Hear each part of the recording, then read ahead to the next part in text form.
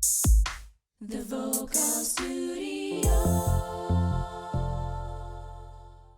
Welcome to the Vocal Studio podcast. We talk about voice, singing, performing, coaching, and the life around it. We are the vocal coaches from the Vocal Studio, and you're listening to Find Your Inner Voice. Hello everyone, hi, this is Hannah. I am the vocal coach at the Vocal Studio, and here we I'm have... Bojana. Hi. Alright, so last week we talked about how to do the warm-up exercises. What are the things that we have to consider for the warm-up, right? So if you want to know a little more details about what are the things for you to look out for in the warm-up exercises, you can check our previous episodes. Today, we are moving on to the next.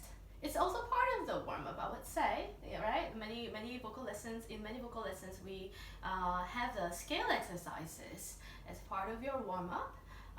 We're gonna look a little more in detail into the exercises and see and talk about what things we can achieve through the scale exercise, right? So that you have a little more clarity in why are we doing it and how can we do the practice. Okay? Yeah. So, Is that on? yes, it is on. We're finally using our keyboard. Yeah. Just talk. That's what we do. We just talk, We don't do music. We don't do music. Just talk. I mean, yeah. Well, it's a time for us to just talk a little bit rather than just sing, right? And then combine the two and share our own experiences and so there we are. Yeah. So, Hannah, how do you want to start? Okay, so for the warm-up exercise, let's keep it very, simple, Basic. straight. Yeah. Okay, let's make it basic. What are the typical warm-up exercises? If you actually the scale exercises, if you search on app, or YouTube, you can find a lot of applications or the YouTube videos that contains the melody lines for you to do your warm-up or the vocal scale exercises. The most typical one goes like this, for example.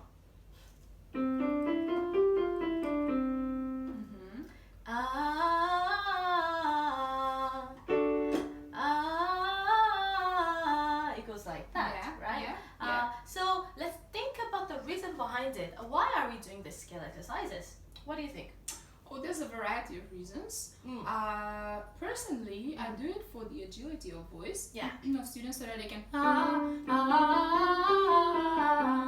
so that they can start having this a little bit more of agility in their voice. That's one thing. Yeah. And obviously, for technical reasons, if they have a song that, for instance, is in C major, right, like that.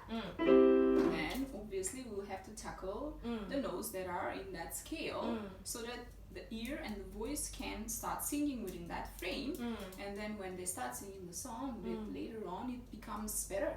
Yeah. It sounds better, and somehow the ear will be tuned a bit later when they start singing the song. So you're actually warming them up exactly for what they need. Yeah. We are of course customizing the warm up. So that's actually the use of scales. I think we gave a very important tip now at the moment. Oh, some of the students might actually wonder what scale even means, right? So we just talked about C and C major. This is C major because it uses C, the C note, middle C note, as a root of that entire.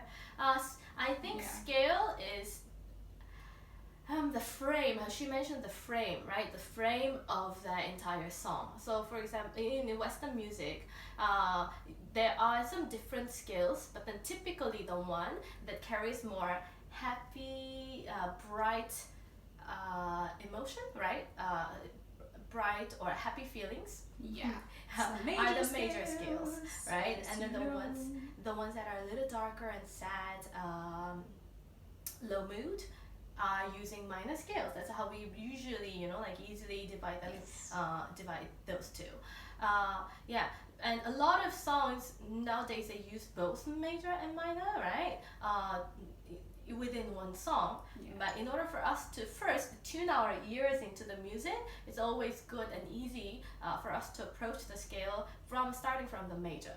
If you want to know a little more about it, you can always ask us a question about how the major scale works and what it really is. We'll be able to give you a little more explanation onto that, right? So yeah, vocal agility. Yeah. Yeah. For you to go from one pitch to the other pitch and make it accurate. Yeah. So those are the skills that we need to do. Yeah. But more so from, you know, not if you do, for instance, if you do this is not for agility. We know that really well, right? This is for a nice sustainable tone. But more we go, more we add the notes, more we have to be agile, and you know we have to be a bit quicker as well. So it depends on what we do. So if you really want to work on agility, right, you have to add many notes. Otherwise we're doing something else. So this is something that I personally always do, but pretty much with every student. And when we start from C, just to get them going. And how about you? So there is vocal agility, and of course it's also very helpful that you mentioned if the song is mostly around certain like chord, right? So it's in key, like for example C, then of course repeating that scale many times for you to get very familiarized with the melody lines within that scale, within the song is very helpful. So if you want to work on some kind of song, find out what key it is and then try to do the scale exercise doing that. And just practice that. That's a very good tip that you just practice that scale, sing in that scale, get that scale, really start feeling that. You know, the more you practice, first you have to warm up the voice technically, and after a while maybe you're gonna start feeling the actual scale a little more and the song, and then there you are, you're completely in there where you have to be. It is very true. So it is, think about it as setting a context, a musical context, because if you're just hitting a note, bam, and then just trying to be accurate, it is more difficult than when you have the context of musical context, right? Sure. And then you have the relative understanding of the distance between the two notes, right? And then it becomes a lot easier. So just think about that. And there are many other things that you can also work on while doing the scale exercises. One thing is opening of your voice. So you think about the vocal resonance, right? The vocal tone that you want to have. When we are doing scale exercises, if you have all this like blocked sound, again, if it gets very shaky, or if it becomes very strained, then there is something wrong about how you are using your voice, right? Or your vocal cord and your throat, or the vocal support, right? So while you are doing the scale exercises, what we are also looking at is, as coaches, we listen to how your voice sounds and then how you're using your body, whether you are really properly opening your mouth so that the sound can come out, right? Can it be a little more effortless for you to just relax and sing? So these are a lot of different things, like resonance, achieving the consistency of your vocal resonance through the scale exercises is also one thing.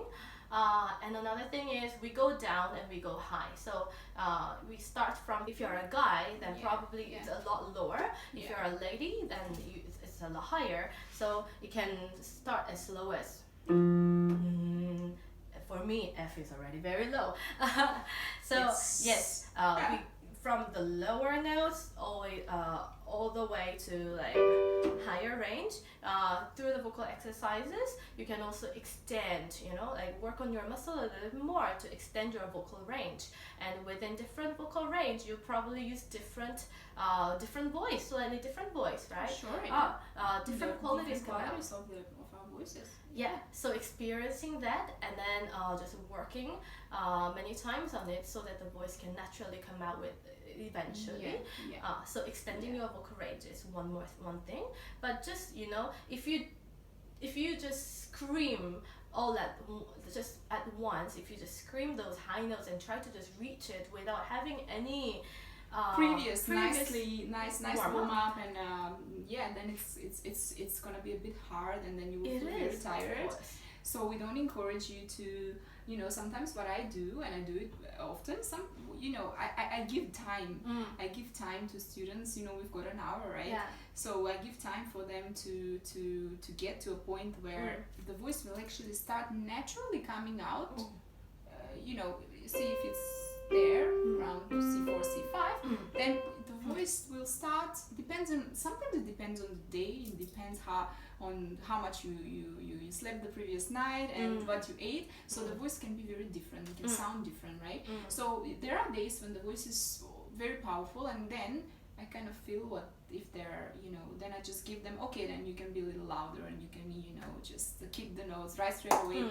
But if I see that it's, you know, if there's tiredness or whatever, then I'm not letting them, like, then I'm not taking them all the way high up and back. It really depends on the actual day and of what they do and how they sound in the moment. So yeah, that's for the warm-up. And warm-ups are always different. They're never the same. It is. It's very annoying, actually. Just understand what your where you are, you know, like understand how you're feeling on the day before you started. So the voice tone, right? Working on your voice tone, resonance, and also the consistency, and extending your vocal range. And vocal agility, achieving the accuracy, and getting the context of music, understanding the musical frame. Those are the things that you can learn through the scale exercises. So how do we do it? Maybe we'll give you 3-4 examples. There are a lot of things that you can do because it's there's plenty of scales. If you play classical piano, you know how many exercises are there for you to do all this figure exercise. Right? And Czerny. Like hundreds and hundreds. Same thing. I think that you can actually develop it into the point where you really work on those like pentatonic blues scales, all the vocal runs, and through the scale exercises. Today maybe we'll show 3-4 examples, so it doesn't really complicate too much. And keep it simple, nice, straight for you to apply at home. What we just did, always start from your comfortable range. Comfortable note. Comfortable note. Yes, starting point has to be comfortable note, whether you go down or you go high. So where should we start? Where do you start? For the ladies. Right.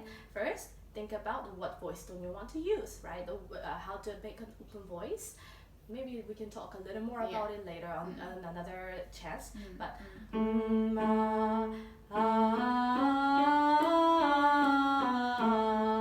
you can make it a little faster if you want to be a little more, more fluent and flexible.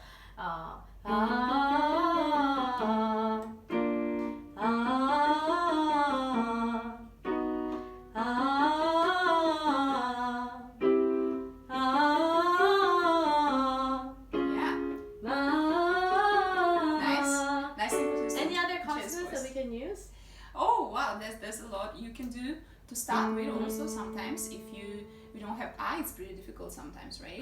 Because it demands the openings is very particular for but what we can do, we can start with ooh, and next one, and next one, and next one, and next one,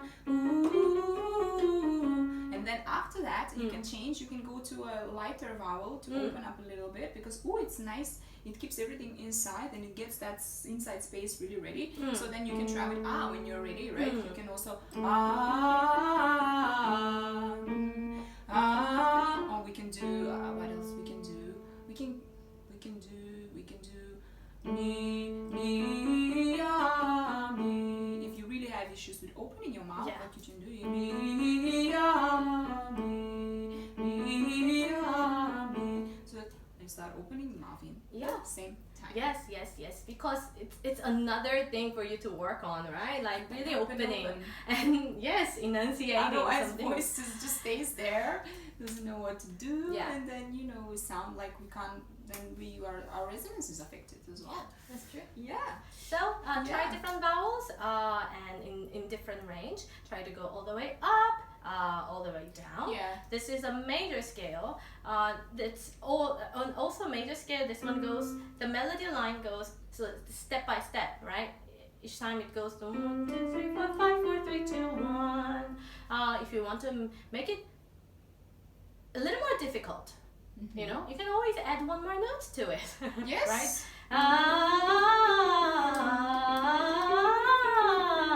It's all possible for you to add more notes. So if you wanted to expand it a little more, if you wanted to work on a little bit more interval, you know, now this one is 1, 2, 3, 4, 5. So there's no jump in terms of the pitch. If you wanted to work a little bit more, this one is like 1, 3, 5, 3, 1, right? So there's more jump, which can be a little more demanding, but it also helps you to develop the skills for you to hit those notes that are slightly apart from each other. Okay, so yeah, this one can also help you. We can maybe introduce one more exercise. If you want to do, we can also do minor scales to start with. Yeah. You know, many songs are written in minor and in major in the pop music. You know, pop music today is major and minor. So if you want to start, we can start from, I don't know, A minor. Usually what's very interesting about some people have, they don't have a very flowy voice, and that voice is very raspy or sharp. In that case, you could use a minor scale to get them in the groove of, you know, that sort of wavy, moving, a bit sad and gloomy feeling. So you can start